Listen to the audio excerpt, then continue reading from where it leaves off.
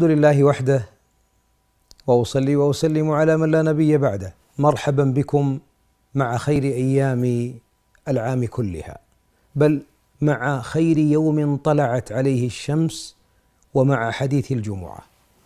هذا اليوم نعمة على أمة الإسلام، والبعض منا يستثمره، والبعض منا ينام فيه ويكون في غطيط وسبات.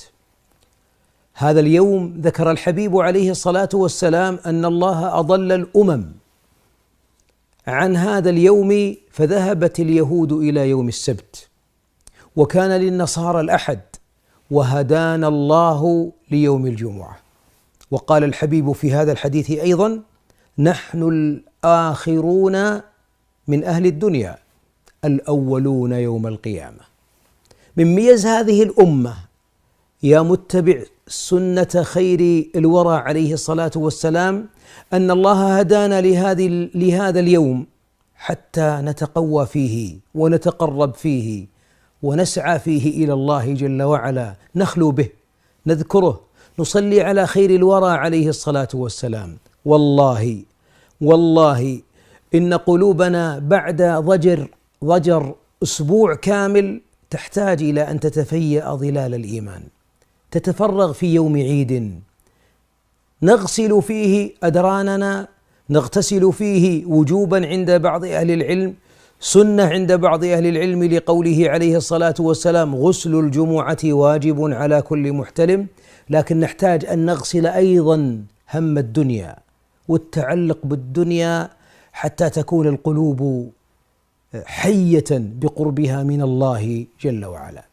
يوم الجمعة قال الحبيب عنه: خير يوم طلعت عليه الشمس، فيه خلق آدم، فيه أهبط آدم من الجنة، فيه تاب الله على آدم، وفيه مات عليه الصلاة والسلام آدم.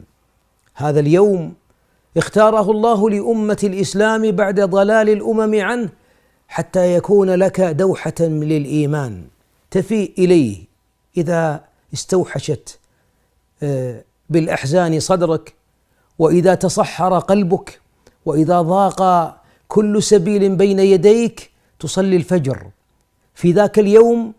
وتلك الصلاة، صلاة الفجر، صلاة الصبح من يوم الجمعة، خير صلاة كما ثبت في السنة. وجميع الصلوات خير لك أن تصليها حيث ينادى بها. وقرآن الفجر، إن قرآن الفجر كان مشهودا. لذا أيها الأحباب، فلنتفق على أننا ينبغي أن نفرح بالجمعة، وأن نخصصه لأن نتفرغ فيه للطاعة، وأن نكفر فيه ذاك الكسل الذي مر في أسبوع كامل. ومن حمد الله جل وعلا أن نبكر للجمعة، لصلاة الجمعة، وأن نسير إليها. من حمد الله أن نصلي الفجر جماعة، من حمد الله أن نصحب القرآن والدعاء. إنه نعمة وإنه جنة.